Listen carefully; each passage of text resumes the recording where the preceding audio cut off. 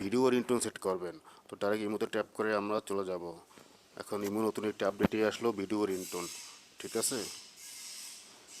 তো বন্ধুরা, ইমো বাম সাইডে প্রোফাইলে ট্যাপ করে ভিতরে চলে যাব। তো এখন আমরা সেটিংয়ে ট্যাপ করব। তারপর উপরে নোটিফিকেশন একদম উপরে এখানে ট্যাপ করব। তারপর এখানে দেখতে পাচ্ছেন কল, ঠিক আছে, এখানে আমরা কলে ট্যাপ করব। তো এখন কলে ট্যাপ করার পর জাস্ট আমাদেরকে ভিতরে নিয়ে আসলো। এখানে রিংটোন, ঠিক আছে। তো জাস্ট এখানে ট্যাপ করবেন।